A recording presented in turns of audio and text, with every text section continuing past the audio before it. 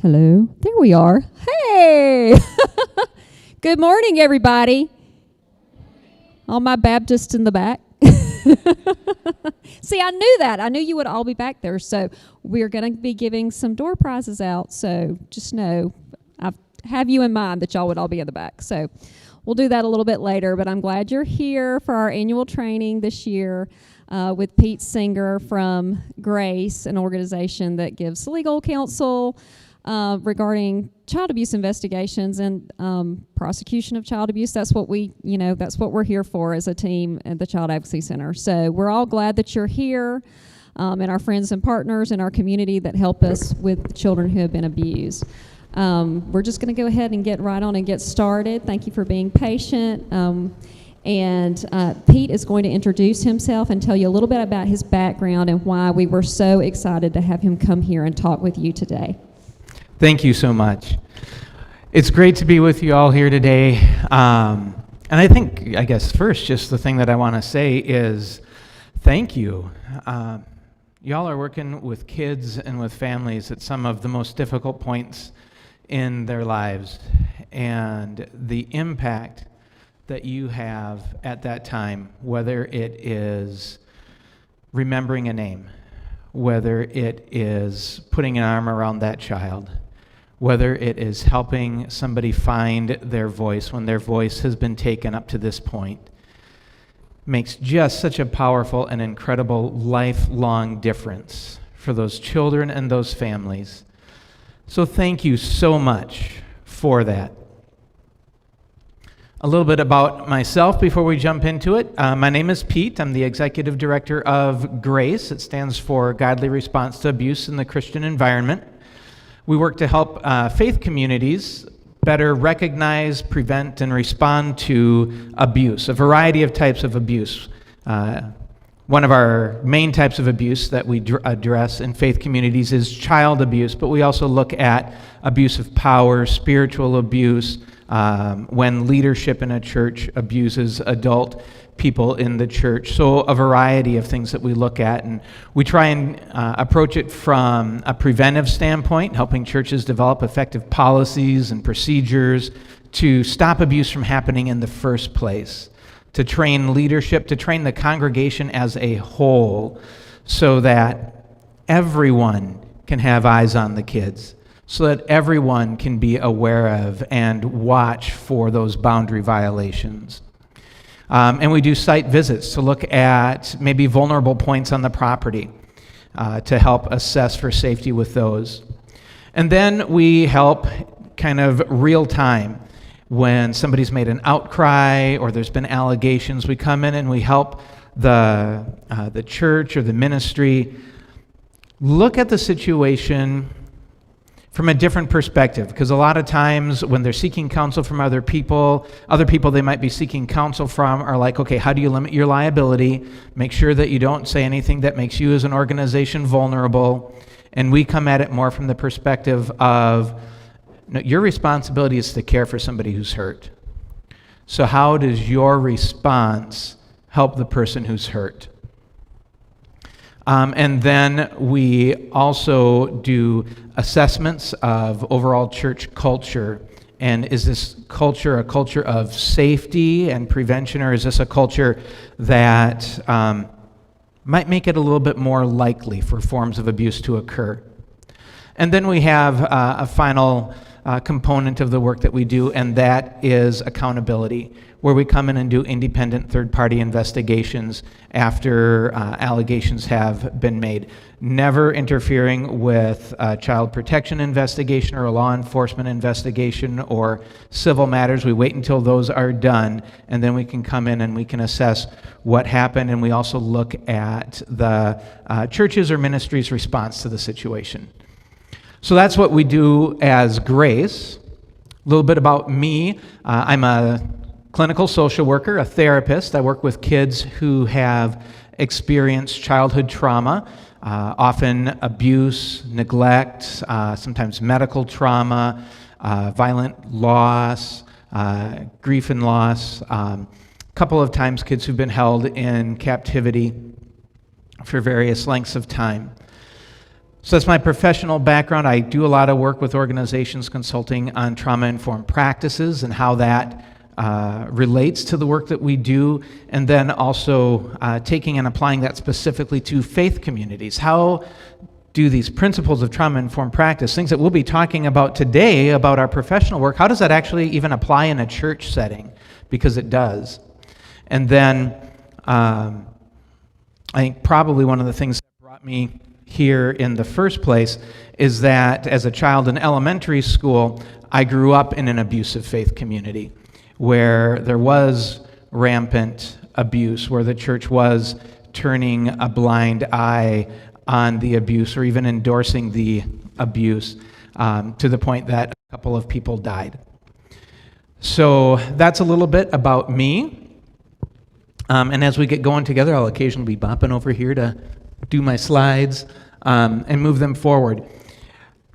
As we go along today, please feel free to, at any point, just ask some questions. We'll also have a few spots where I'm going to ask for some feedback or have a small group exercise, so it would be great if y'all can participate in that. And again, along the way, any thoughts, questions that you have, please let me know. End of slideshow. Wow, we got there quick.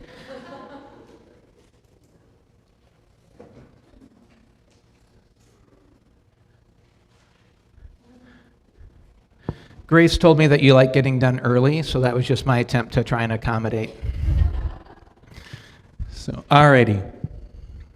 I want to give a heads up. Today we'll be talking a lot of stuff around trauma-informed practice, how trauma impacts a person.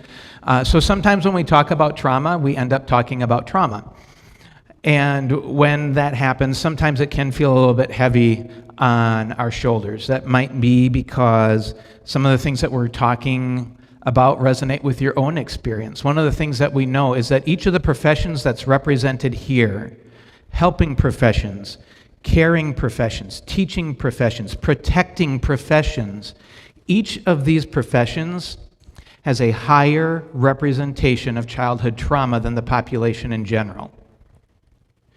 And so there's a decent chance, because the population in general already has a pretty good representation of people who've experienced trauma.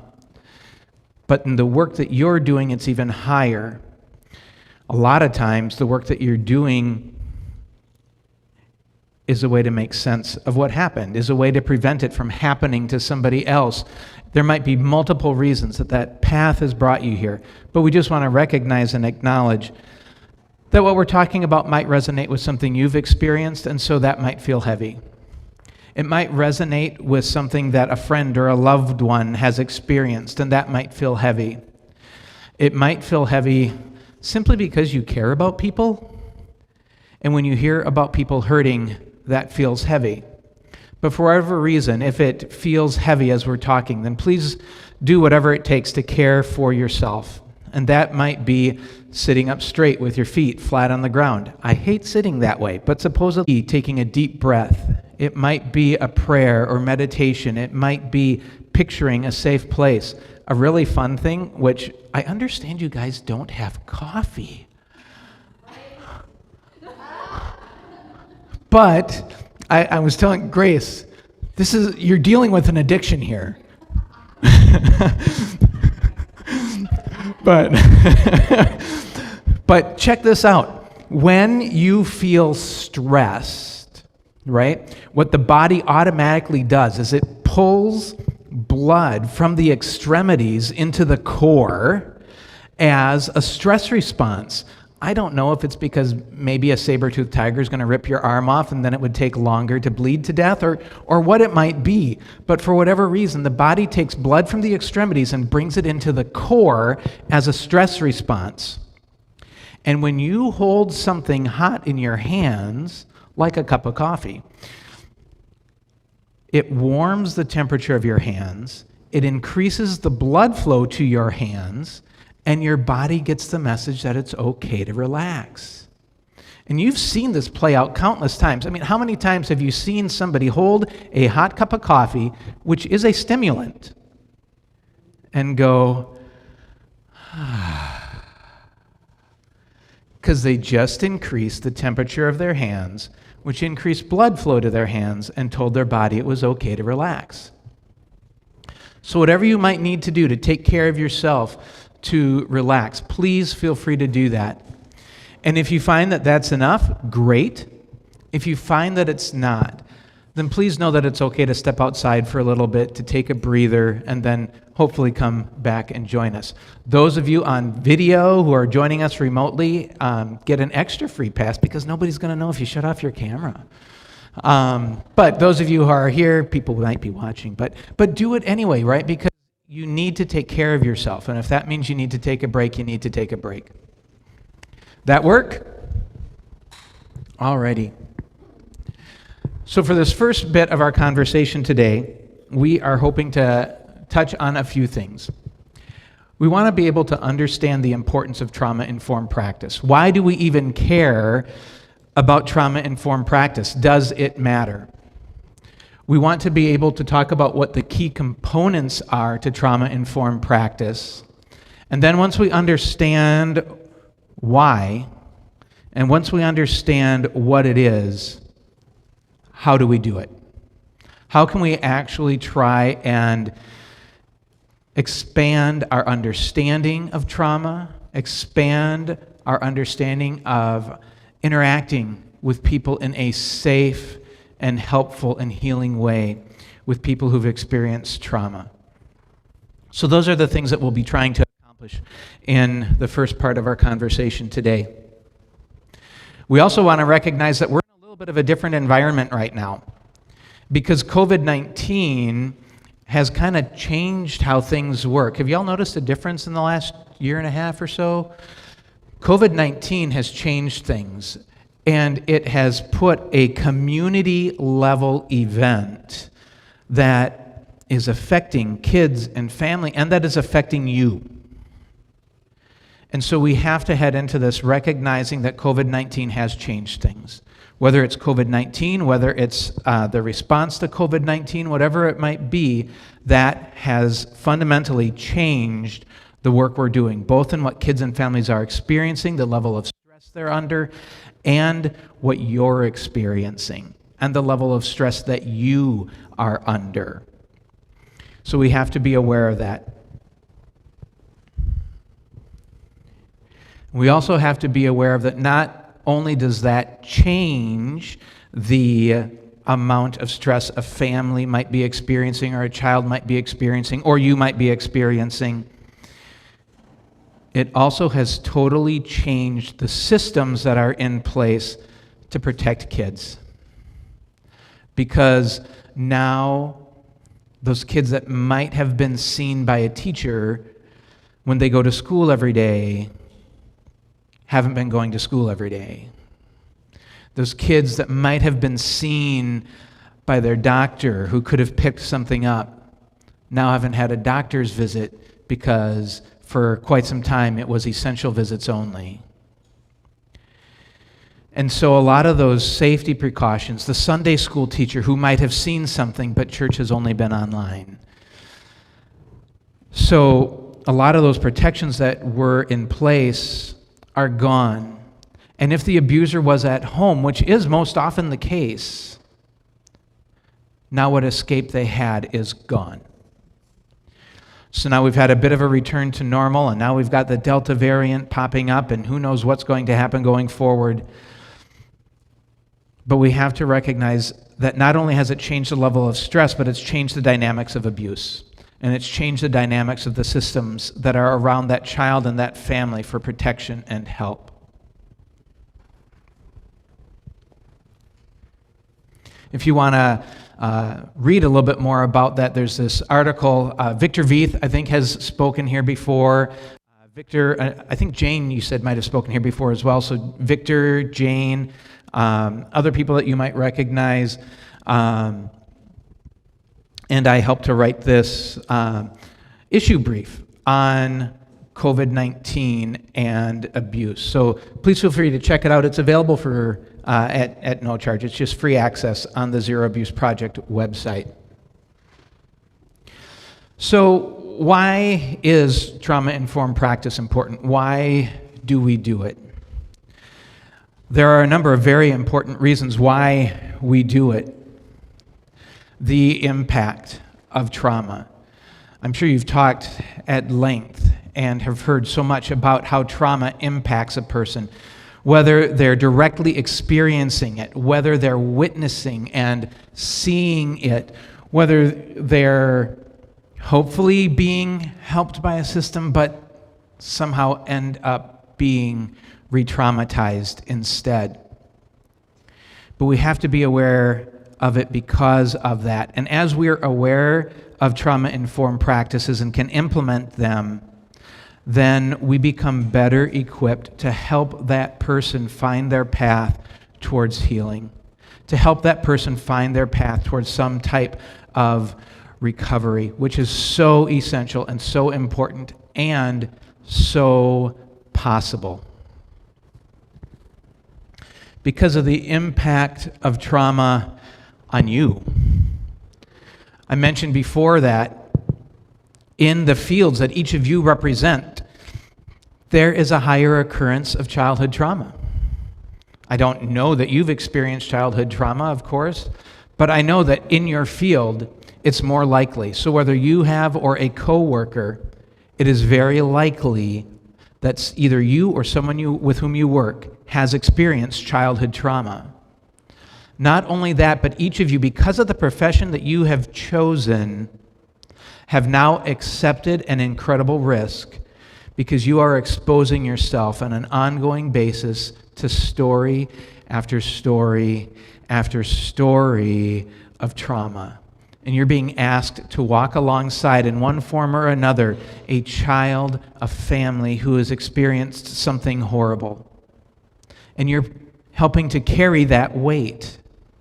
And we need to understand trauma-informed practices for the kids and the families, but we need to understand it for you. We need to understand it because our organizations are affected by it.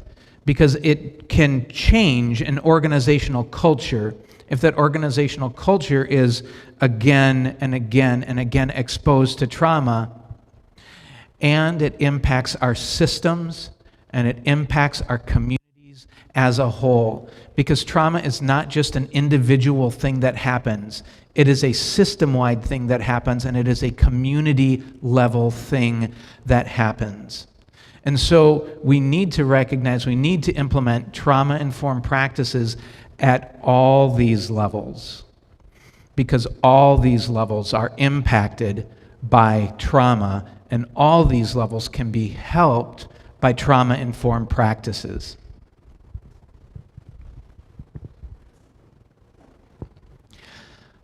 So those are some of my thoughts about why it matters.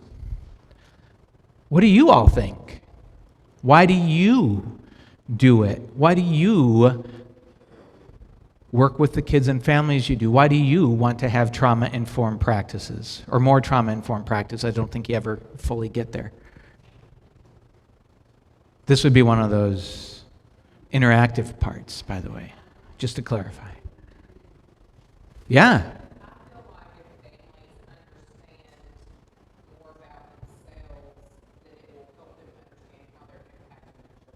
Wow, that's huge. If families understand more about themselves, it will help them understand how they're impacting their children. It absolutely will. It absolutely will. And we know that's the case because sometimes one of the reasons that a family is seeing you is because of a generational thing that's occurring. And if the family can understand that, how much more can they help break that cycle? Awesome. Yeah, that's great. Other thoughts? Why do you do it? Why is this important to you? Yeah.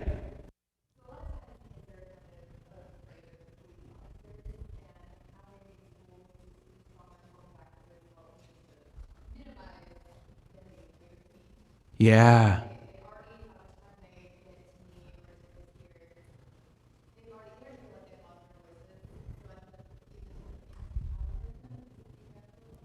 Wow. Yeah, That's so huge. We'll talk about this later, but trauma, by its very nature, is disempowering. It strips power away from the person. And you're talking about this central idea in trauma-informed practice. How do we help a person take some of that power back? How do we help them find their voice when their voice has been taken away? And that is so key. And you're spot on, too, when you say kids at this point are often in a bit of fear and shock. And who do I trust right now? Who can I trust? And you're talking about a recognition of the fact that when they come into you, maybe they feel fear, and part of that is because they might not trust you yet, and they don't owe you their trust. And so what do we do to act in a way that reduces fear, gives that child some more of a voice, and to make sure that our actions towards that child create safety and are worthy of that child's trust? Powerful.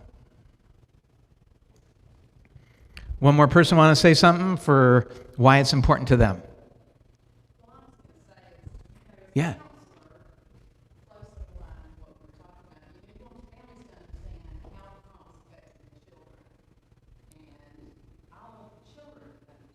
Yeah.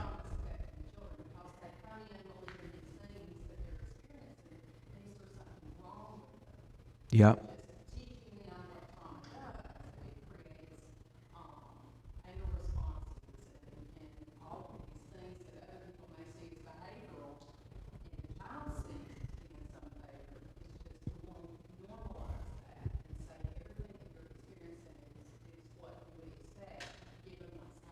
Yep. Yep. Exactly. Yeah. To recognize that it's not necessarily that there's something wrong with you. The reality is that there's something wrong with what happened. That's the problem. There's something wrong with what happened. Right. Exactly. Excellent. So those are great, incredible reasons for coming and why this is important to you. Because you already know that this is essential.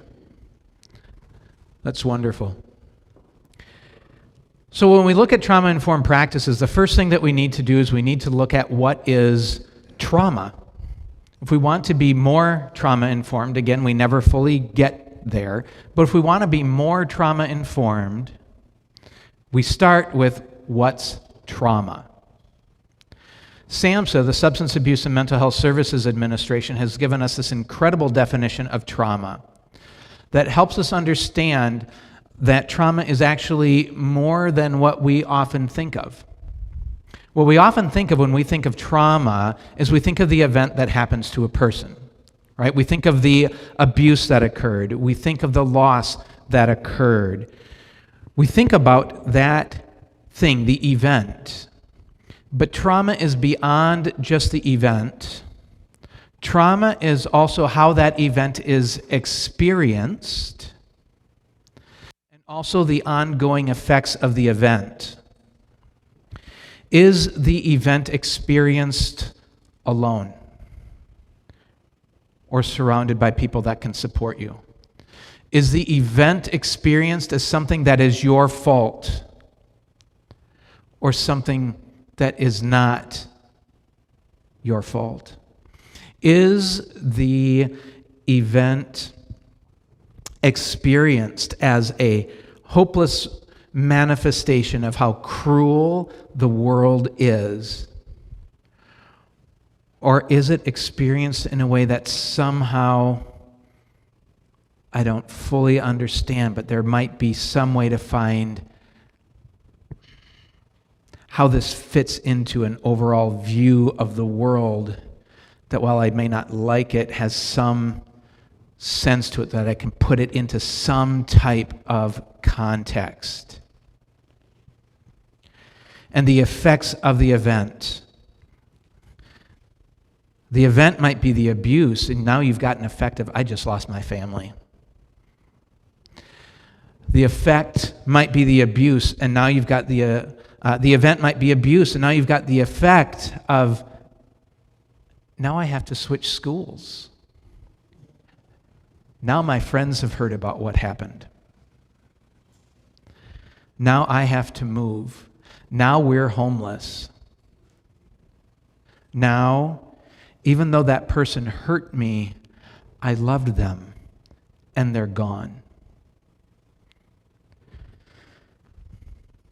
So there could be all sorts of effects. I'll give you an example of how this played out for me.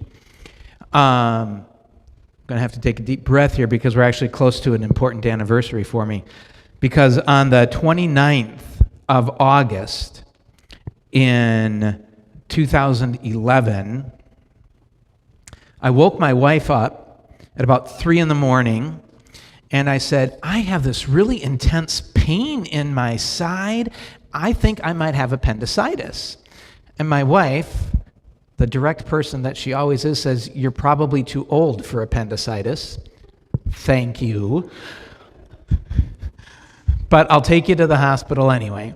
So we go to the hospital, and the doctor's like, well, you're outside the typical age range. Thank you, doctor. And besides that, your symptoms aren't classic appendicitis symptoms, but we'll do a scan just to check and see. They did a scan to check and see. Doctor comes back and says, well, your appendix is on the verge of bursting, so apparently it is appendicitis. I don't know why it's weird appendicitis, but it is. So we'll go and we'll take out your appendix. So they went in, they took out my appendix. I woke up, and the doctor said, we figured out why it was weird appendicitis. Your appendix wasn't bursting because of an infection.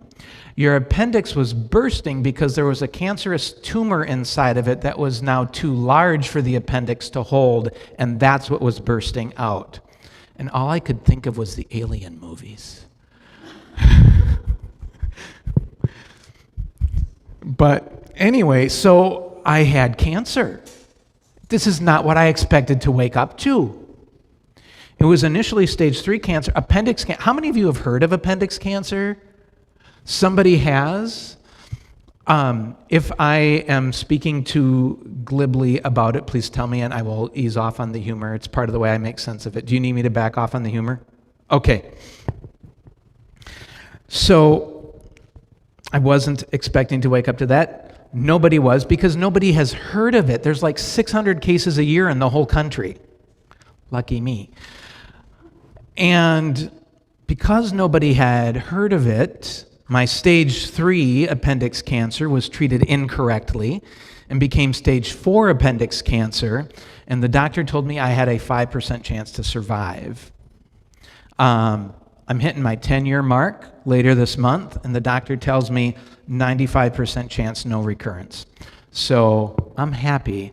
I feel very blessed that we were able to find somebody who did understand and know about appendix cancer, because that makes a huge difference. So I went on this horrific path of treatments. If you really want to do a fun, gory read, look up HIPEC, heated intraperitoneal chemotherapy. Read about that. It's also called MOAS, M-O-A-S, which stands for Mother of All Surgeries. It really was not fun, but it worked. So yeah, do some reading on that. So I had this procedure, and then I had complications, and yeah, it was really bad, but it worked. So long about the same time that I was diagnosed with cancer, one of my daughter's friends' dads was diagnosed with a similar form of cancer. Not appendix cancer, but a similar form of cancer, and also had a very similar prognosis. So we each had the same event. But from there, it diverged. Because when I was diagnosed with cancer, the pastor and other leaders from our church came over to our house and prayed over me. Because the next Sunday at church, the pastor had asked if it would be okay, and we went to a small church at the time of about 75 people, announced it to the church and had anyone who wanted come down, lay hands on my family and me and pray over us. And after about 10 minutes, the pastor said, you know what? We're going to ditch the sermon today and just spend the entire church service praying over your family. And after that church service, a friend of ours walked up to us and she said, I know this is going to sound weird, but can I do your laundry? And for the next year, every Saturday we put our dirty clothes out on the porch, and every Sunday they were returned folded, and I am assuming clean. It was amazing. We were surrounded by community. It was months before we had to prepare a meal because everyone was bringing meals and gift cards. My parents live in Florida, and they came and helped. My wife's parents were absolutely amazing.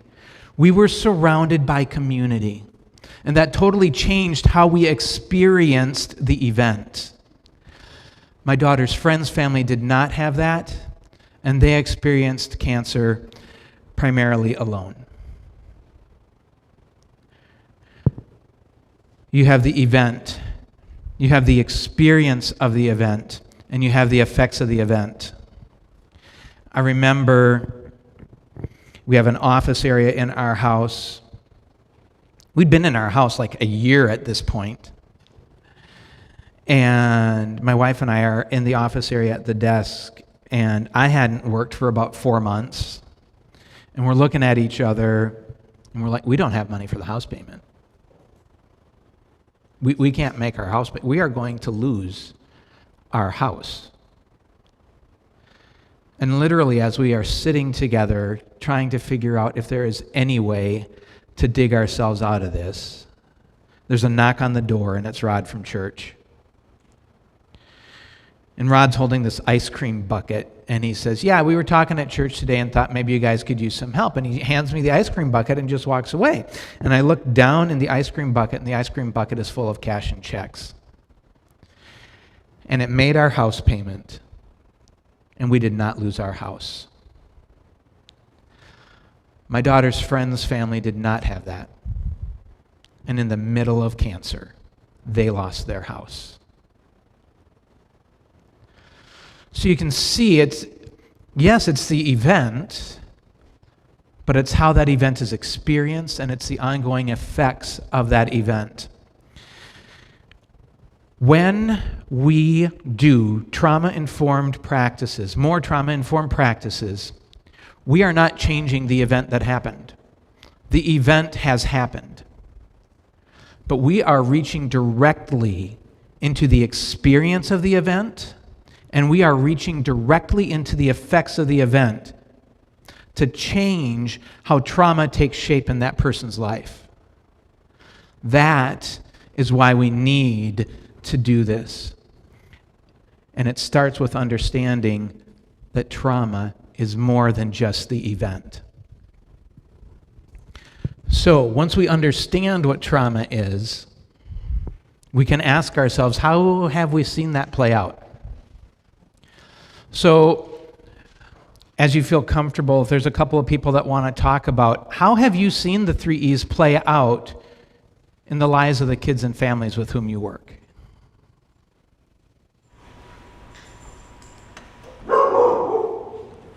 I agree. Absolutely. Make sure you keep that in your notes.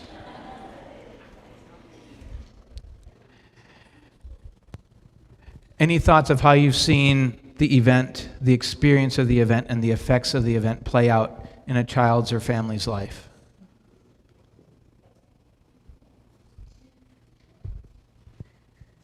This is one of those interactive pieces again. Thank you. Dear Jesus. Okay, so there was just one thing that came to mind while you were speaking, and I was recently involved with this family in ongoing services where they have had previous involvement with the department. And during those times, you know, I don't know what the circumstances were that they did not achieve the outcome that they got in those previous experiences, but when I had them, I talked to them about trauma and asked the father to elaborate on anything that might have impacted him. And he disclosed to me that at the age of 15, he had witnessed his best friend get shot in the head and never told a soul. Yeah. And he was having recurrent nightmares in that he never wanted to sleep again, so he began doing methamphetamines in order to not sleep. And in turn, that affected his anger response. You know, it affected a lot of things, and those things affected his children. And once he was able to understand that and he started speaking about it, he told me I was the first person that he told. And after that, he was able to talk to his significant other and his mother about it, and he is starting to heal from it. Wow. So just getting that off his shoulders brought some relief to him. Yeah, because you just reached into how he experienced trauma as totally alone, and you were somebody that was there, and that changed his experience of the trauma. And you then acknowledged and helped him find that it wasn't just the event, but this event had ongoing effects in his life. And once he could see that, then he could start addressing those effects. Awesome. That is great. I think of a client that I saw who had undergone pretty significant abuse from his mom and then ended up being removed from his mom and placed with his grandma, and then went back to his mom, and then went back to his grandma, and then went to live with his dad, and then went back to his grandma. And he had had the trauma occur, but the effect, he could never get a stable place to live where he could truly connect with his family and caregivers, where he could truly connect with his friends at school, because why would I connect with them if I'm just going to be going to a different school next year or in the middle of the school year? And so the effects just kept on building. And so we need to understand the full picture of trauma as we work with kids and families. So then as we understand what trauma is, we start looking at, okay, then what are these trauma-informed practices that we're talking about? And again, the idea of trauma-informed practices is very much aspirational. You will never get there. And that's okay. What that means is there's always more to learn. There's always more to grow. And that's okay. We also look at that trauma-informed practices are different than a trauma-specific treatment. A trauma-specific treatment can be applied in a very trauma-informed way. It can also be applied in a way that is not very trauma-informed at all. Trauma-focused cognitive behavioral therapy is a treatment approach that is frequently considered a good treatment approach. It's not the only treatment approach, but many people consider it a good treatment approach. It's one that I use in conjunction with others. And that can be administered in a very, very trauma-informed way. And I have also seen people administer it in a way that says, this is our treatment model, this is what we're going to do, and we're not going to do anything else, even if I'm getting all the messages that this is not a good fit. And that's not a trauma-informed way, because you've just removed power from the child in saying, this isn't working. And so it can be administered in a way that is trauma-informed or in a way that is not. So it's different than just a trauma-specific treatment. Again, it's aspirational, it's based on understanding trauma, and it looks at in our context, it looks at trauma, but it also looks at how the services that are there to help that person can indeed help that person.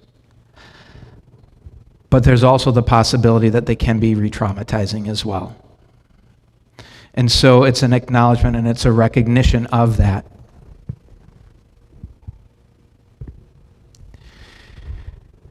It considers disparities that are in there, disparities for so many different reasons, and recognizes that we have to do something about those disparities. It is not okay that they are there, and it is not okay that they are just left there. We have to actively be engaged in addressing those disparities. It looks at the biological impact of trauma, whether it's ACEs, Adverse Childhood Experience Study, whether it's epigenetics, how trauma can actually change how our genes express themselves and then have impact across the generations. All of these things, brain development, understanding trauma-informed practices. We talked about the possibility that services can be re-traumatizing. It reduces the likelihood that they will. Trauma-informed practices, as you implement them, probably have a cost. Not probably, for sure, because if nothing else, you have to help people better understand, and that's going to take time, that's going to take training, that might take additional people coming in, whatever it takes, it's going to cost money. But it will produce overall cost savings because, so I worked with one school, for example, for about 2.5 years on trying to better implement trauma-informed practices. And in that 2.5 years, the number of days missed, unplanned days off, dropped drastically. In that 2.5 years, they went from, it was a level 4 special ed setting, so it was a school district where the entire district was a very high level of special education, where all the buildings were just this intensive level of special education. They went from 30 on-site arrests a year to 1. And all the changes that occurred because those staff at that school, from the top to the bottom, understood this. This is a school, 90% of kids had a trauma history that they knew of. Because they were able to grasp it and implement it, they saw these incredible changes that helped kids, that helped the families of those kids, that helped the staff. The work that we were doing, they did a stay survey. Why are people staying here? It was one of the number one reasons that they gave for why they stayed in such an intensive environment, because of the work that we were able to do around trauma-informed practices. I don't know if you've ever been short on staff. It might help. And so it does, even though there's a cost, there is an organizational benefit as well, not to mention the organizational culture change that comes with it. It's also important to remember, I'm sure you've seen trauma play out differently in different people's lives, that since trauma shows up differently for different people, trauma-informed practices also look different depending on the setting.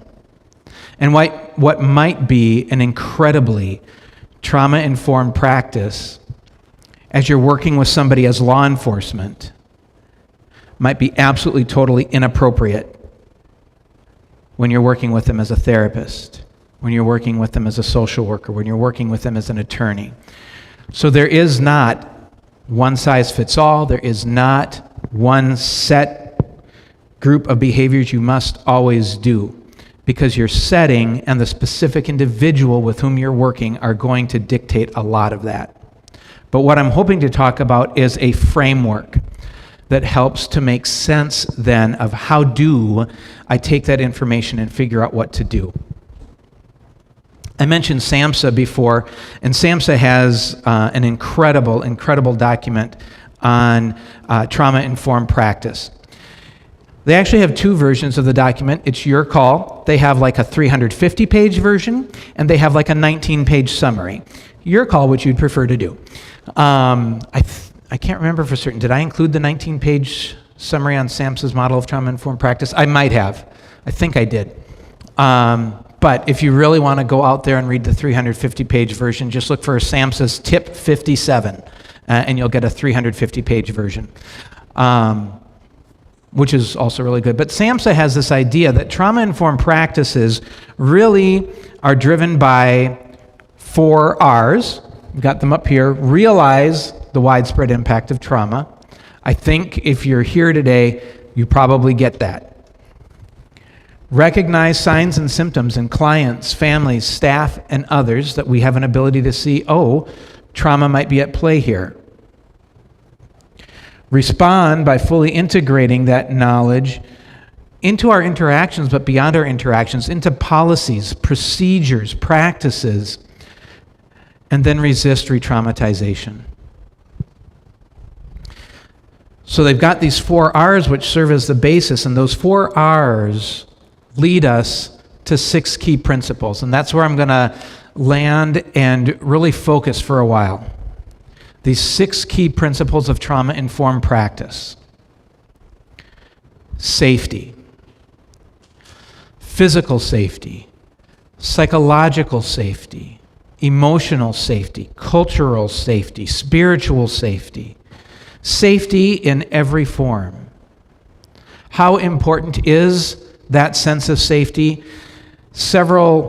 We mentioned trauma-specific treatment models. Several trauma-specific treatment models say right in there, don't even bother starting this until you have safety. That's how important it is. Safety is the foundation that all the other principles are built on. So safety is the first, most important thing to establish. As you were talking about that child coming in with a sense of fear as they interact with law enforcement, that is a child who needs a sense of safety. And you're recognizing, I got to give that child a sense of safety as the first thing. And that's so important that that child can have that sense of safety. After that, we look at trustworthiness and transparency.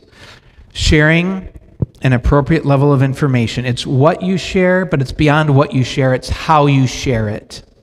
It's when you share it. All of those pieces go into true transparency. And then trustworthiness. When I first read trustworthiness, I'm thinking, okay, how do I make sure that my client trusts me? How do I get them to trust me? That's not the principle. The principle is trustworthiness. It's not about getting them to trust me. It's about I need to act in a way that is worthy of their trust if they should ever choose to give it to me. I have to act in a way that is worthy of that trust. And then it's looking at peer support. That we're not the only person that might be there supporting that child, that family. We want to equip them to access peer supports. And that might be, who can I ask for help? It might be, how do I access that help without draining them dry? And it might be reaching out to the broader community. It might be reaching out to the broader family and helping to equip them to be the support that the child and the family needs. Peer support. Collaboration and mutuality. We are in this together. This is not what I'm doing to you. This is not what I'm doing for you. This is what I'm doing with you. And that collaboration goes across a few domains. One, I'm collaborating with that child and that family. I am working with them. Two, I'm collaborating within my organization and within my field. MDTs, amazing. It means that if there is a hall to walk down and we're not sequestered at home, that I'm walking down that hall and talking to the person in the next office and saying, here's the thing I'm dealing with. What do you think? We are connecting with each other. We are building each other up with our shared wisdom, our shared knowledge, our shared experience, and we are collaborating with each other. And it's cross-sector collaboration. It's going beyond just the people at my organization and beyond just the people in my discipline to find people in other disciplines and other organizations with whom I can connect, because it's not about what I do with or for the child. It's about the child. It's about the family. And that means that I need to go outside of myself and outside of just my organization to work with and help this child, to help this family. Empowerment, voice, and choice.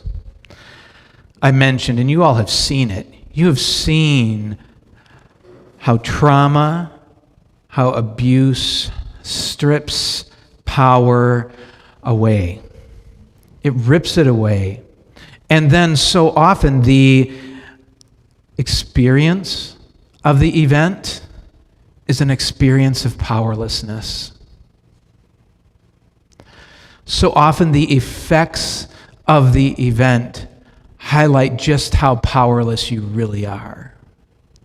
And whether it's that despite the abuse, you love that person, and now even though you want to still be with them, you can't. Or whether it's, I want to help this kid, I want to help this family, but you feel powerless, and like you can't. Trauma is so disempowering. And we do what we can to help that person take power back. And as organizations, we do what we can to help staff take power back. Empowerment, voice, and choice, help people find the voice that has been or that people have tried to extinguish. And then finally, it's recognition that when trauma is present, there is almost always some level of historical, cultural, or gender connection. A couple of years ago, I was giving a presentation to the Guardians ad litem.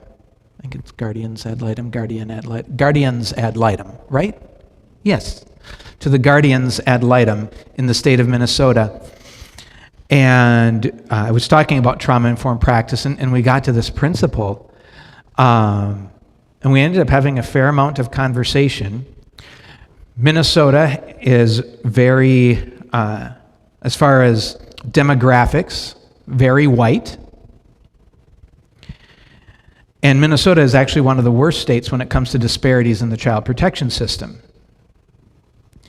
And we had to spend some time just acknowledging that the dynamic that we often were looking at was a white person coming into the home of a black family, a white person coming into the home of a Native American family, a white person coming into the home of a Latino or Hispanic family, and the white person is making the determination about what happens to your child.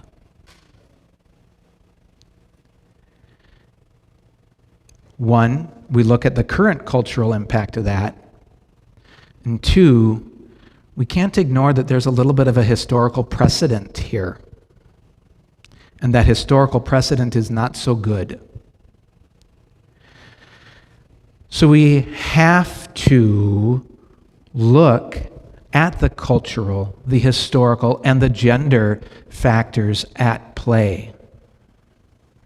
Gender probably comes into play quite a bit if you're looking at a situation where child abuse is intersecting with intimate partner violence or domestic violence. and in so many other ways as well. So we have to be able to address these aspects of the trauma, of the abuse.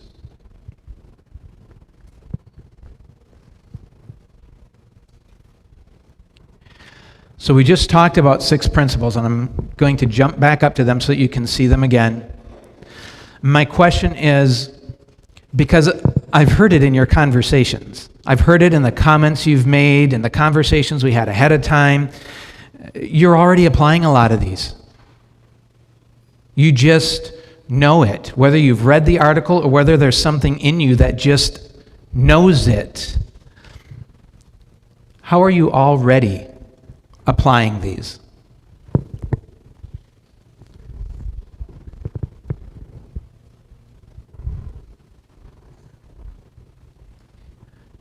This is the interactive piece again. What's that? All right. And, I could get a sign and I could hold it up and it says interactive.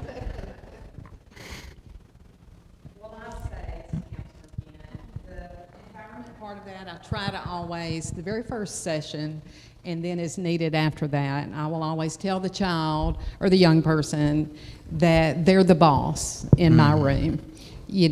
Regardless of whether they get to have say-so anywhere else, I will always have something prepared, and I will suggest something that we're going to do that day.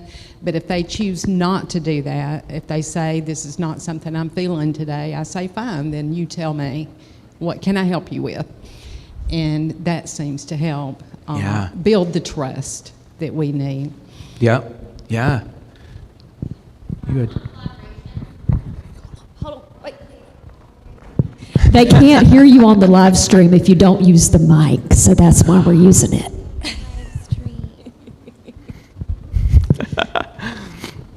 So on collaboration, one of the things I try to do when the case allows it is I try to let the interviewers at the CAC be the first people to talk to the child about their event. Because I understand that while there is some peer-on-peer abuse, a lot of it comes from somebody who's in a position of power, and that maybe I'm not the first person that needs to talk to them. Sure. I'm not always able to do that, but that is one of the ways that I implement that collaboration aspect. Very cool. Collaboration, empowerment. You had a comment? Yes. Hold on. Mike's on the way. You know you want the live streamers to hear what you have to say. I think as a assessment worker with Child Protective Services, the trustworthiness and the transparency, you come into situations where families already have their certain expectations. You might know them. This is not this big of a county, so we have like our, people that come around again. Yeah. I just always make it a point to really clearly lay out what I expect, what they can expect of me, and timelines. And it's important to not make promises that you can't keep, because there's so many other people that have like a say in what happens in the case than just the caseworker. It's really not just up to us. But I think it's and sometimes it hurts when they have to hear those words, but you just have to be very clear about what your expectations are of a family and what is going to happen in the next few days, months, and all that. Yeah. Sometimes those are incredibly difficult conversations. And sometimes the family lashes out at you when you have them. And sometimes the family is like, oh my gosh, somebody just spoke honestly with me. I can't believe it. Yeah. I wanted to make a comment on the peer support, collaboration, and cultural historical issues. Number one, I think that the Child Advocacy Center, as therapists with Laura, we do try to do a great job with the peer support, getting the kids together in groups so they know that they're not the only person that has happened to. So we realize that that's very empowering for them, because with the trauma they feel like it's only me, but they realize it's not. The collaboration, I think we do a good job with the MDT. I really would like us to begin to, or I would really like this community to begin to see that this is a community effort when trauma happens to our families. So culturally, if we can connect them with cultural things that will help them recover in their trauma, of historical trauma community. So I think I would like to see us grow in that area, because community is empowering when it comes to helping a family recover from trauma. Yeah, and that is so powerful. And it helps us also to recognize, as you talked about, linking it to cultural supports and a recognition of culturally and historically what's there. We need to remember that these things aren't occurring in a vacuum, but that there is a whole history, both individually and more broadly, that creates the setting in which all this is occurring. Yeah.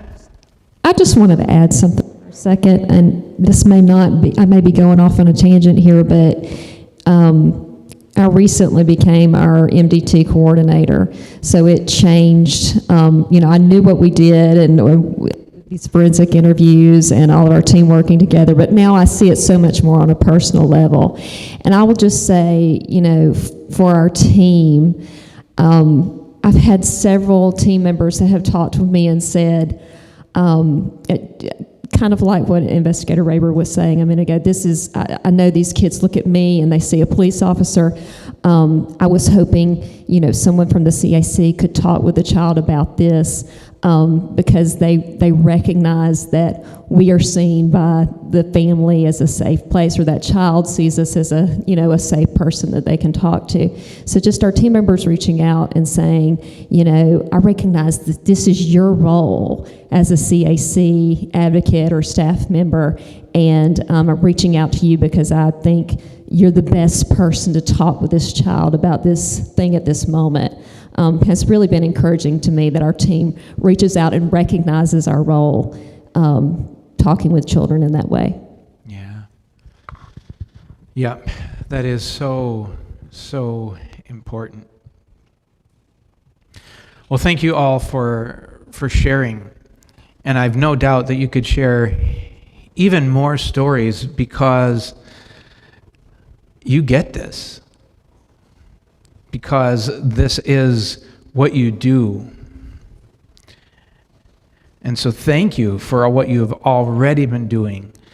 And I hope that this also helps to even expand or put a framework around it.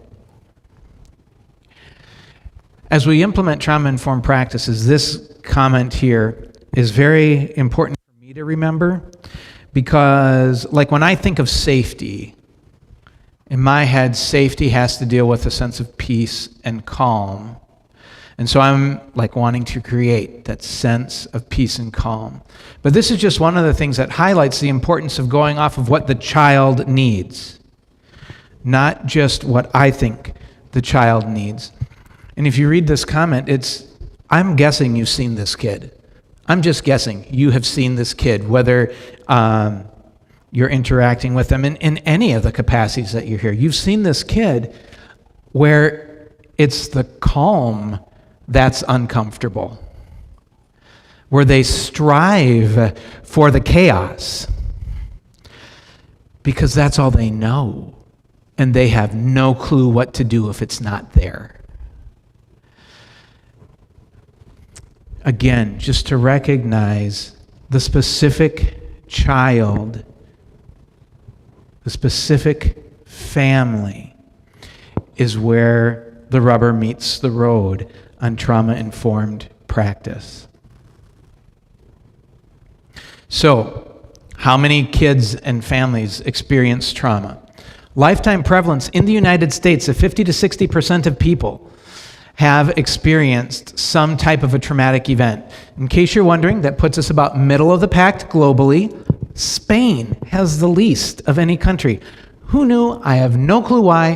What I can tell you is that my daughter created a great deal of anxiety for me when she went to Spain for 3 months. It was the most relaxed I have ever seen her. It was unbelievable. So, Spain, apparently a good place. 44% of adults report physical abuse as kids.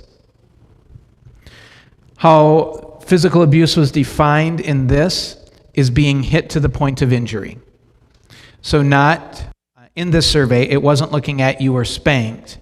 It was looking at you were hit to the point of an injury, of an actual injury. 44%.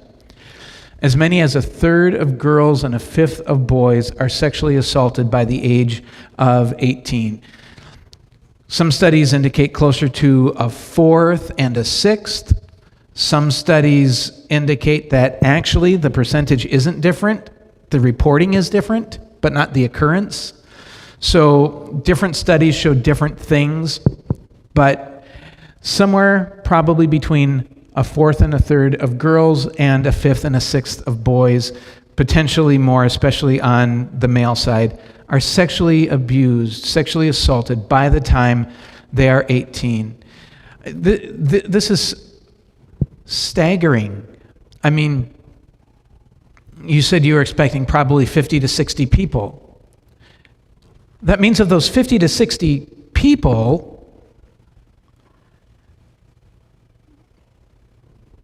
$25 or $30 at least have experienced a traumatic event. That means of the 50 or 60 people here today, at least 22 probably experienced physical abuse as a child. Of the 50 or 60 people here today, probably at least 15 were sexually abused. This is a lot. And then we mentioned that in the fields that each of you are in, there's a greater representation than the population in general. So these numbers are probably low for our group. It's huge. That consideration is especially important when we consider trauma-informed practices with staff. 3.4 million kids received an investigation or an alternative response from Child Protective Services in 2015. Any of you work with kids who are immigrants or refugees? The numbers are worse. I mean, think of what they've experienced before they came to wherever you met them. 54% of children who are refugees and 32% of children who are immigrants meet diagnostic criteria for PTSD. 2/3, have you all heard of the ACEs study? 2/3 of adult respondents report at least one adverse childhood experience. So trauma is prevalent. With that prevalence, again, the need for trauma-informed practices. And it stretches to absolutely everything we do, every stage along the way. How many people do forensic interviews? I know at least a couple of people said they were forensic interviewers. All right, there we go. Yeah, raising hands is an interactive piece. Okay, that's an interactive aspect of it. All right, so hand raising. I'm just guessing that there's tons of people online watching at home who just raised their hands, even though we can't see. So, but anyway, so for forensic interviewing, this highlights that it's everything that we do, whether it's the forensic interview, whether it is therapy, whether it is interactions with law enforcement, whether it is the first person that they see when they walk in the door of your CAC.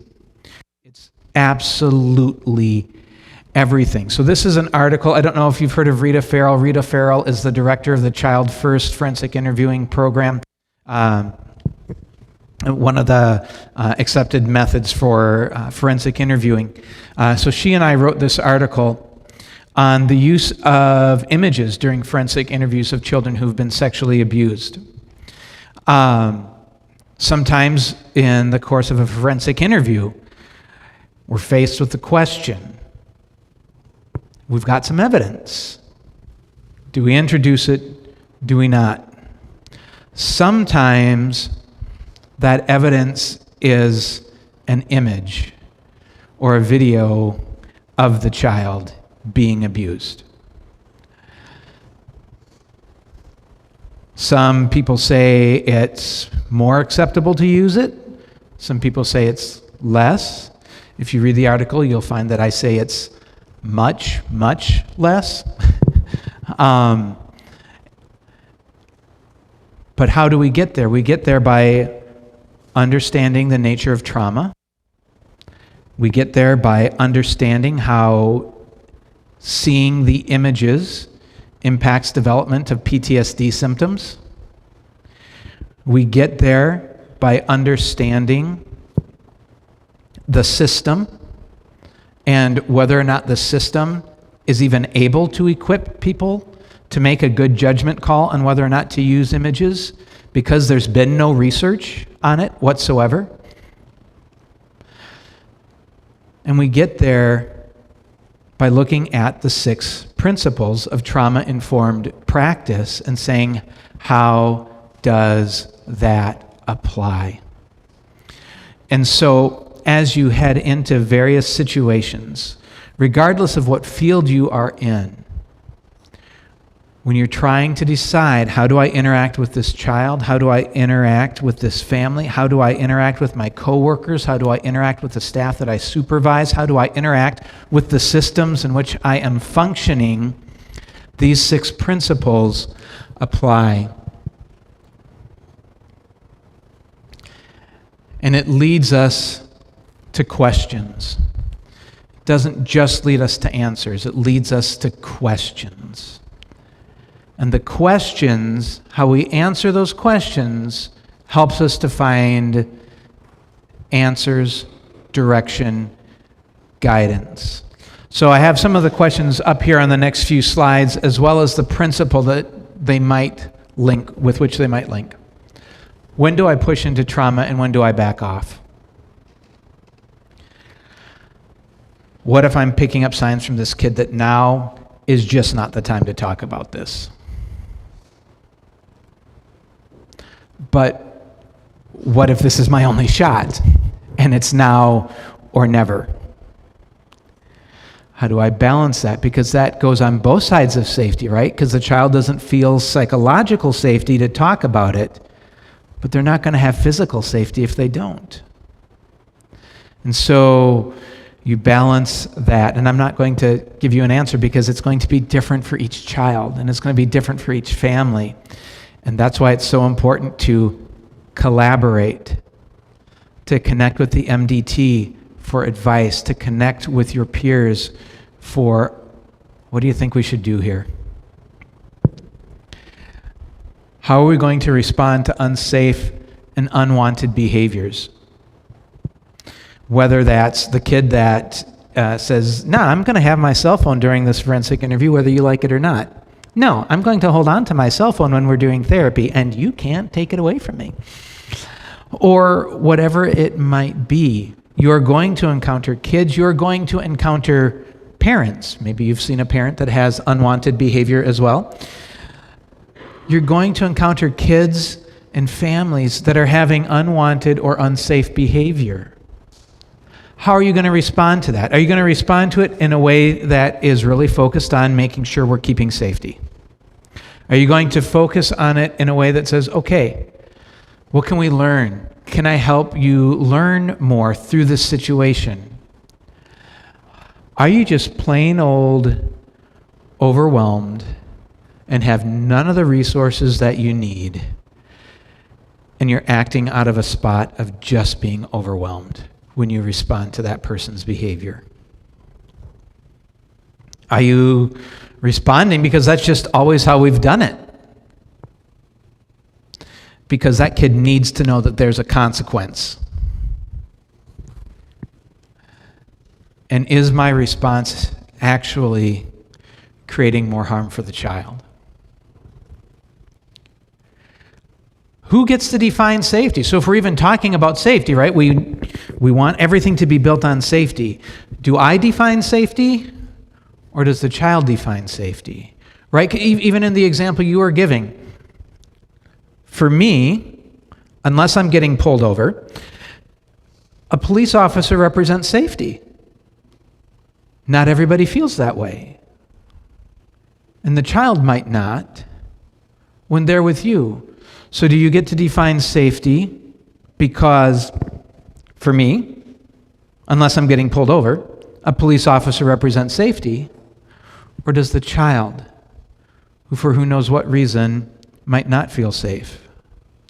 Whether it's with a police officer, with the forensic interviewer, with whoever.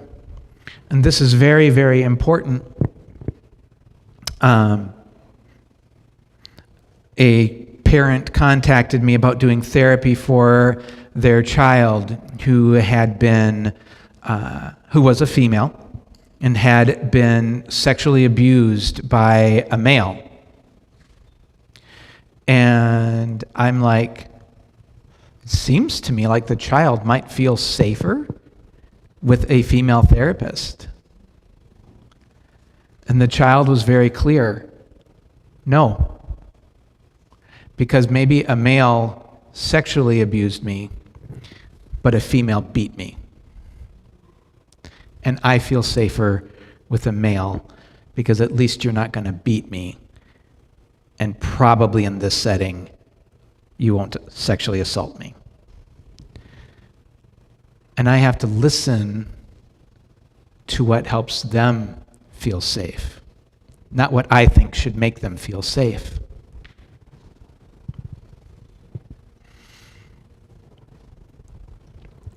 We have to address executive functioning skills. I'm going to go over these executive functioning skills more when we talk about the impact of abuse across the lifespan, because these executive functioning skills get drastically impacted by trauma. And that impact stays.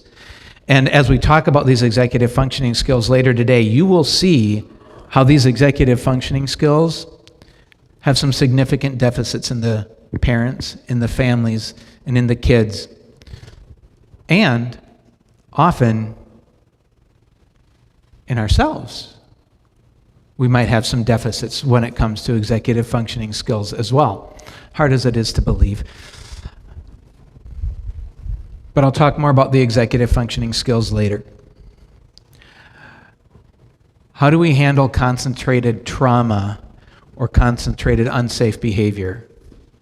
Are we recommending that the child go to a specialized program that helps with aggressive behavior? Well, we've just recommended that that child go to a program with concentrated unsafe behavior and probably concentrated trauma. I'm not saying we can't do that, but I'm saying that these are questions we need to ask. It might be that the program with concentrated unsafe behavior and concentrated trauma could make things worse. It might be that that's where the experts are that actually can help. And so it is a complicated question. How am I building self-advocacy? And that means in some situations, I'm choosing not to be a voice for a person because they need to be a voice for themselves. And in other situations, I am being a voice for a person because we're not there yet. But how am I helping to build self-advocacy for that person? I recognize the role of the physical environment. This is so incredible. I worked with a law firm for a while in trying to better implement trauma-informed practices with their clients. Their clients were almost exclusively adult survivors of institutional child sexual abuse. And so I was working with them, and many of these survivors were survivors from the Catholic Church. And so, and many of them were also coming from outside the metro area. And so the survivors would first have to navigate a downtown area that was undergoing pretty significant construction. And then they'd have to find a parking spot, pre-pandemic, where there weren't very many parking spots. And then once they did that, they had to find the building that was currently under construction with the address covered. And then once they found the building, it was a very nice law office. And they walk into the building, and these are survivors of abuse in the Catholic Church. They've just gone through this stress of finding the place, and they walk into the building and are surrounded by ornate woodwork and stained glass and Renaissance-era paintings. This was not a good combination. And it's the importance of the environment. And I will tell you that that law firm created a separate entrance so that people did not have to walk through the stained glass and the ornate woodwork.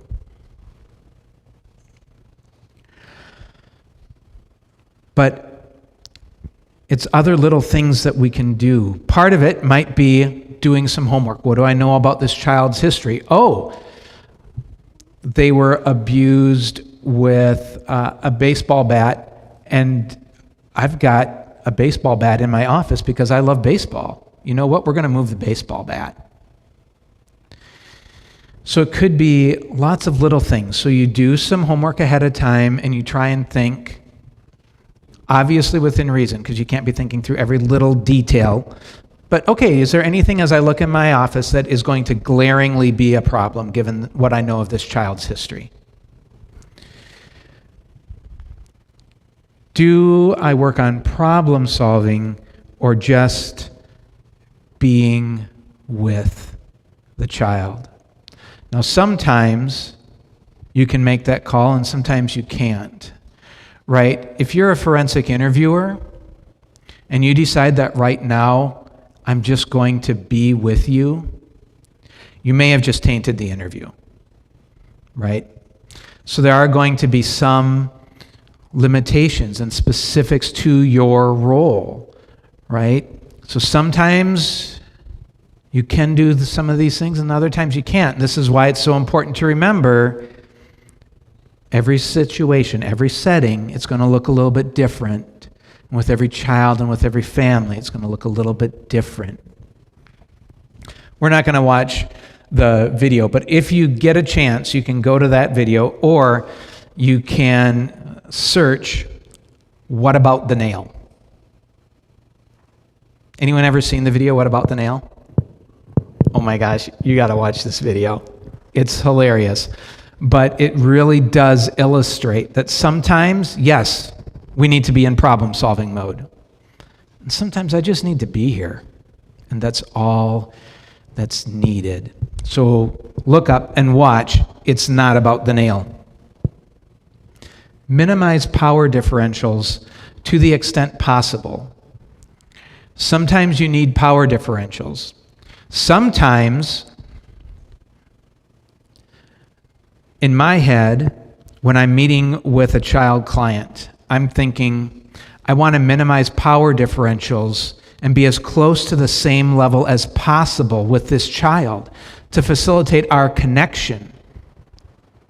And as I'm doing that, what I missed is that by bringing myself closer to the child's level, I brought myself under the parent's level. And now they don't see me as a source of safety from their parent anymore because they see their parent as having more power, so much more power than I do. And so, again, it's a complicated dynamic, and it looks different for every child because in trying to minimize that power differential with the child, I just decreased that child's sense of safety. It's complicated, but we work through these questions. And again, collaboration coming in, we talk with each other about it. And maybe You can come up with some type of a plan that, okay, my focus is going to be minimizing the power differential between me and the child. Between the child and me. And your goal is going to be the one that has some power with the parents. And so together, we'll be able to both minimize the power differential and create that sense of safety that's needed.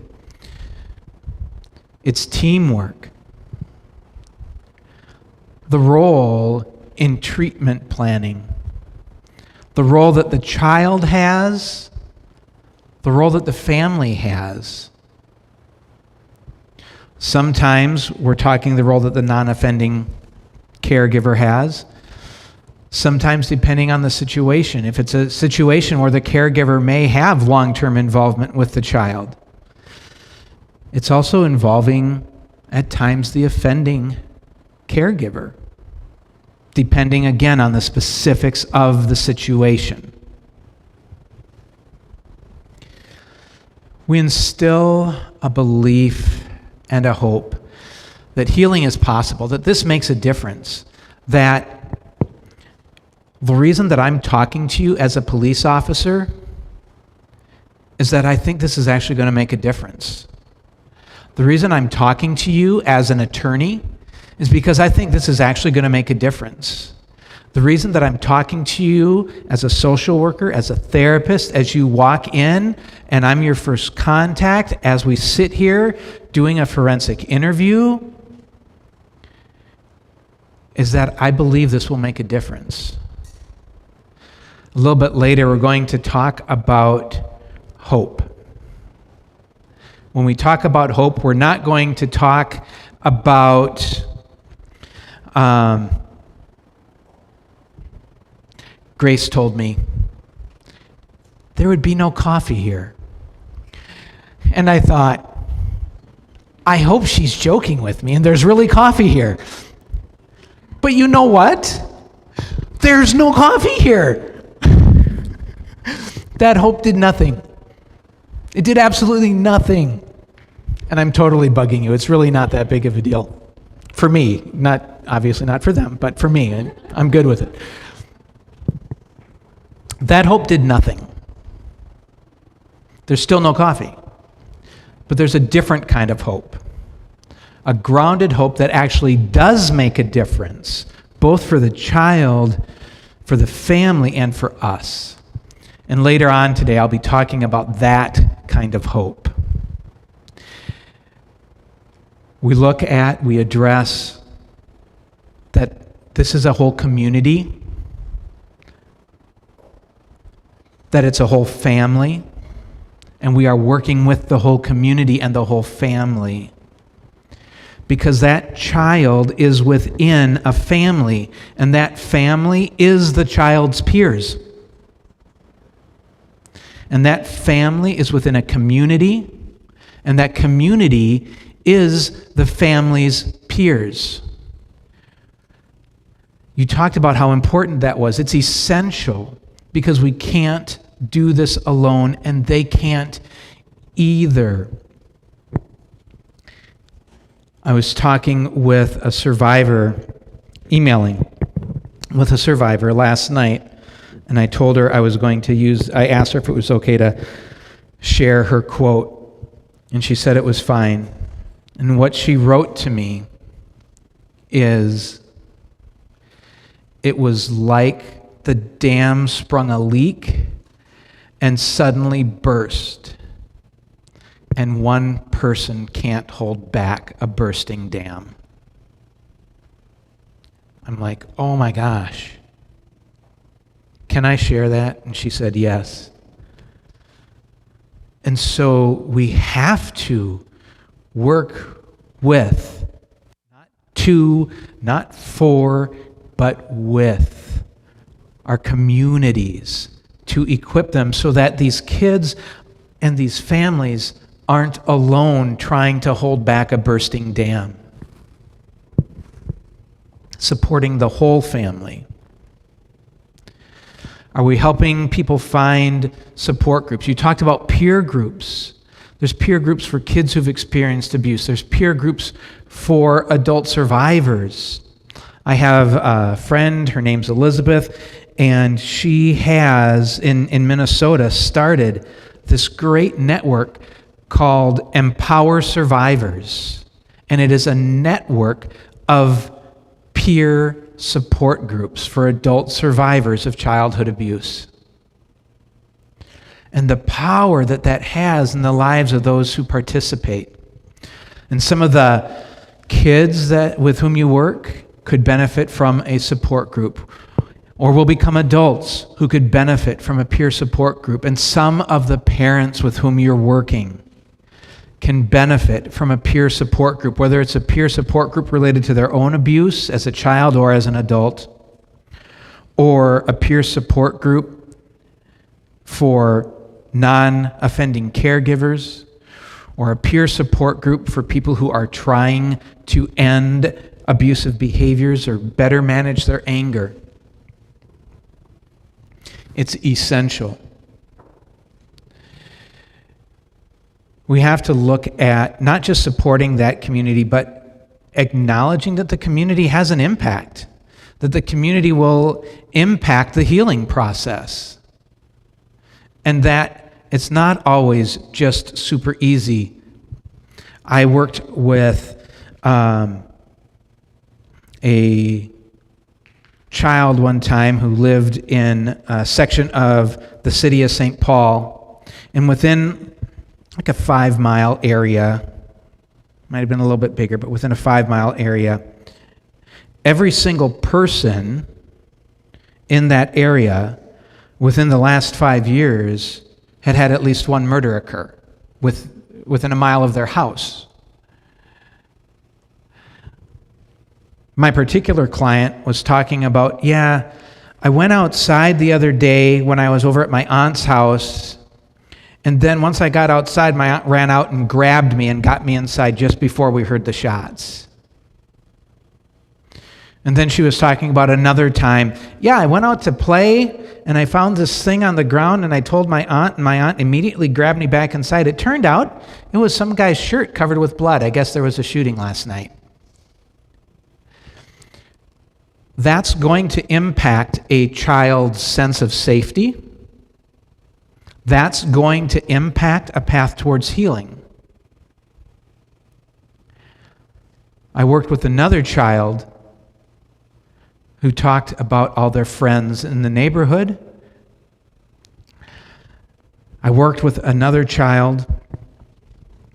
I was doing home-based mental health, and I was visiting their family, and the dad was, oh my gosh, somebody that I would be incredibly afraid of. I mean, he was just so huge. He was this massive pile of muscle, somebody that I would never pick a fight with.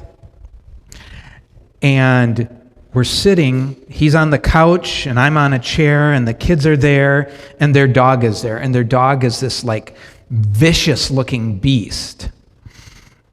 And there is a knock on the door, and I have never seen a massive mound of muscle react with so much terror.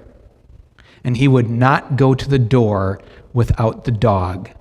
And when he opened the door, the dog's face was out before his face was. And I'm thinking, this is a dangerous neighborhood. And they're telling me about their incredible neighbors who always help them whenever they're in need. It's not always an easy call. He's got that fear, but he's got that sense of community as well. So we have to acknowledge that. We have to recognize it. The historical and cultural factors, the gender factors that are there. I don't know about here. I know in Minnesota we need to do a better job with representation. There are just we have not done what we need to do for representation in the system. And we need to be aware of language. I mean, my gosh, when you're talking to me and you say, yeah, first day on the job and I already got to interpret for somebody. That's so amazing. And not just interpreting for somebody, but making it possible that some kids won't need an interpreter. Wow.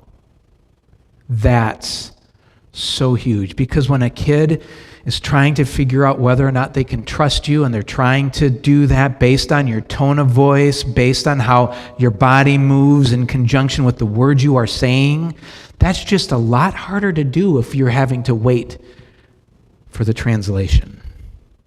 And how you make that possible by being able to speak more than one language. That's huge.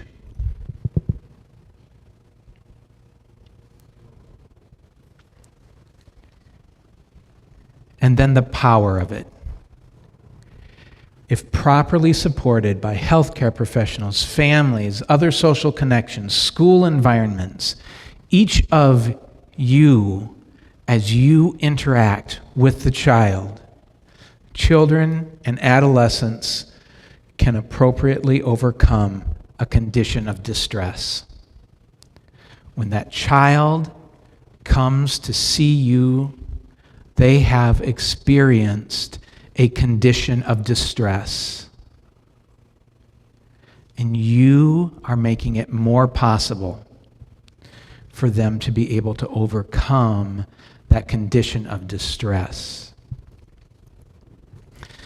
I mentioned earlier the article that I wrote with Rita Farrell. This is an example of a way that you can apply these 6 principles that we talked about. So I talked about different questions that could pop up that you can ask yourself as you try and implement more of these trauma-informed practices, these trauma-informed principles.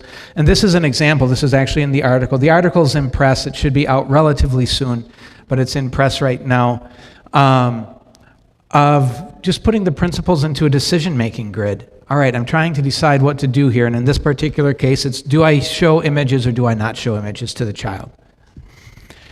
Well, okay, if it helps me get the bad guy, if it helps me stop the abuse, I've just helped ongoing physical and psychological safety. If there are other kids and it helped me find those other kids, I just helped their safety. But the child's not post-trauma. When there are images, the child is never post-trauma because the images will always be there, and the child will never be post-trauma. Potentially more abusive and assaultive nature, so a lot of these we go into detail in the article. But you can see just an example of how do I start asking questions in a specific situation using these principles. I can't remember for sure, but I may have included a blank grid. I can't remember. Do you remember? No, you don't remember, or no, I didn't? No, I didn't. All right. If anyone does want like a blank grid, you can just email me and I'll be happy to send you a blank grid. You can also make one yourself, but just a lot of times we want to say that we're trauma informed, and it might be because we've gone to a training. It might be because it sounds good and the organization says we're trauma informed, so therefore we must be trauma informed. But what are we actually doing about it? And if we really say that we are trying to be more trauma-informed, when we make a decision, especially a tough one, we're actually going to consider the principles that impact how trauma-informed we are.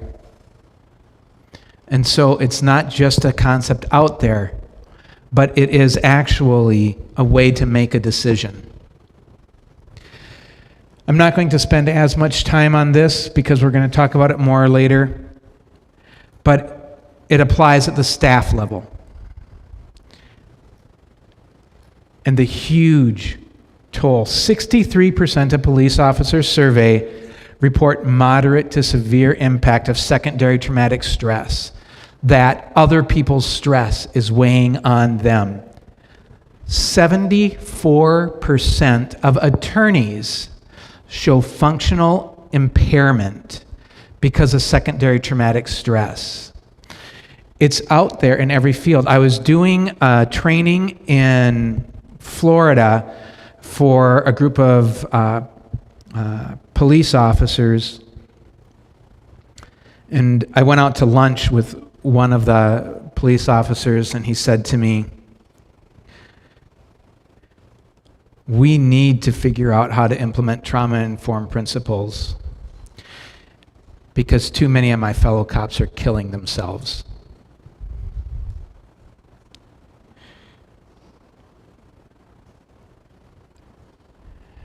That is an incredible weight. That is one of the reasons that we have to figure this out. So much of the attention is placed on how is it impacting the kids and families, but it's how is it impacting us. Yeah. Why do you think there's such a large percentage in the difference between even child welfare workers, police officers, attorneys, and educators? Why do you think there's that difference in there? Sure. So some of it is because they're asking different questions. So like, for example, I thought I had it, but I don't have the statistic up there. There's one statistic that a third of teachers wish they had never entered the profession in the first place. So that's a different question than, do you meet PTSD criteria? And do you have functional impairment from secondary traumatic stress is different criteria than, do you meet criteria for PTSD? So part of it is related to that. Part of it is related to how the field prepares you, right? So for those of you who are attorneys, law enforcement, and whatnot, how many of you, as you were being trained for this, were told, you know what? Sometimes it might really weigh heavily on you, and it's okay to take care of yourself if that happens. Excellent. So now, how many of you feel that if it's to the point where you need to take an emotional day off, that that's okay, and if people find out that's why you were gone, aren't going to think less of you? Good. So we have one person.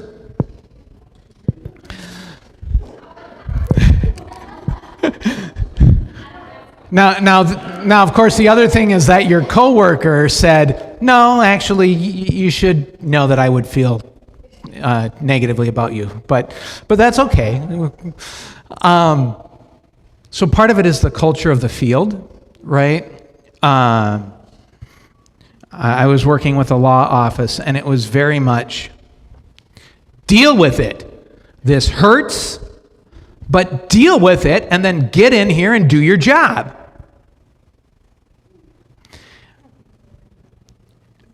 And that's going to create a different outcome in our self-care behavior. So part of it is the preparation. Mitchell Hamlin School of Law has just started a certificate program in trauma-informed legal practice that puts a big emphasis on self-care in the face of secondary trauma. So I think one of the things that we're seeing is the fact that you all have encountered that in your training, is we're seeing a shift that starts with training and gradually works its way into practice. So I do think that that's changing, and I think that that's good. But yeah, so part of it is different question, part of it is different preparation, part of it is different expectations within the field. Part of it might be, as a trauma therapist, I actually get to see clients work through their trauma. And oh my gosh, that is so healing. And sometimes, as an attorney, as a police officer, maybe you get to see the bad guy put away, but you might not get to see the child work through it. And so part of it is that as well, I think. Yeah.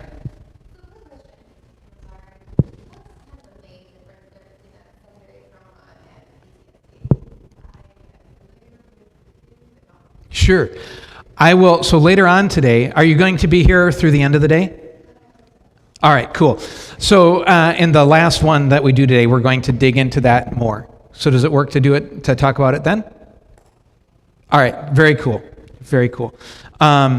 Just real quick, to actually meet diagnostic criteria for PTSD, it needs to be your own trauma.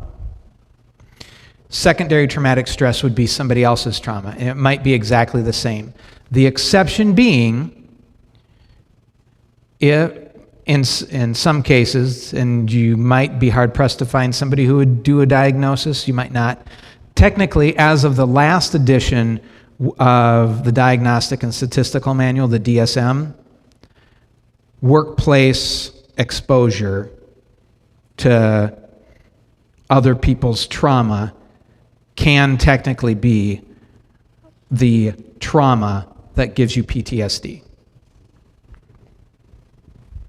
So, yeah. I understand what you mean when you state about functional impairment. You gave the example of the officer whose colleagues were committing suicide, which is the trauma that they're experiencing at work. But aside from a very drastic example like that, what do you mean by functional impairment? So functional.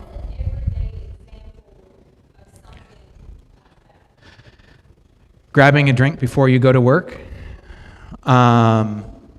missing time because you are so stressed, you can't focus on the job and now you're making mistakes and you might just end up losing your job or being put on a performance improvement plan.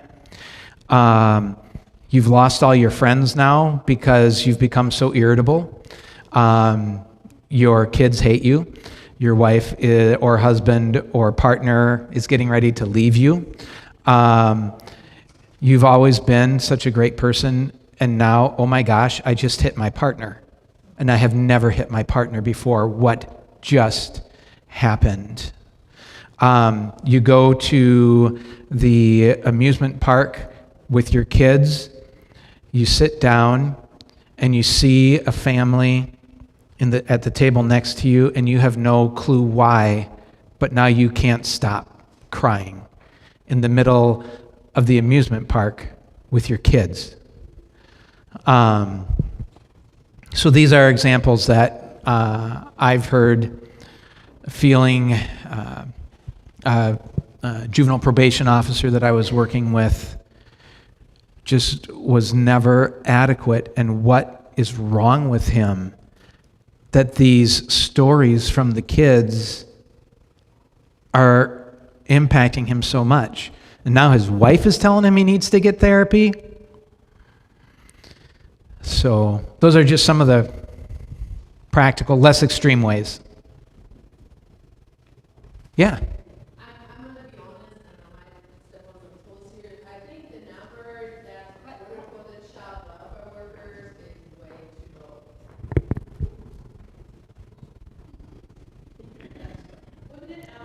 Yeah? All right, we got to move on. Sorry. We need to apply it across organizations. I'm going to talk about this more later. Individual approaches alone won't do it. It has to be at the organizational level. It also has to be at the system and community level. Again, what I'm going to illustrate with this picture, again, is that we have to recognize that it's not always as easy as that. So most people, when they look at this picture, see that building being torn down as a sign of the distress in the community. That building being torn down is an incredible source of joy. That building being torn down is the school and church that I went to as a kid. And seeing that building torn down, even though the picture looks like it's a bad thing, is an incredibly good thing. So we can't always judge from that appearance. Here's that SAMHSA. Well, you can go through the handouts because the next pages in your handout are going to be just several resources you can access.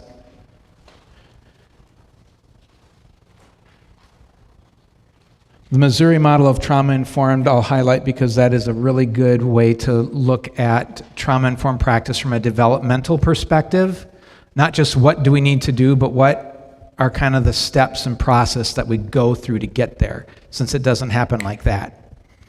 And if you're at stage 1 in the developmental process and you try to implement stage 4, you will fail. And so if you're at stage 1, let's try and implement stage 2. And if we're at stage 2, let's try and implement stage 3. Other resources that can be helpful: bibliography, contact information.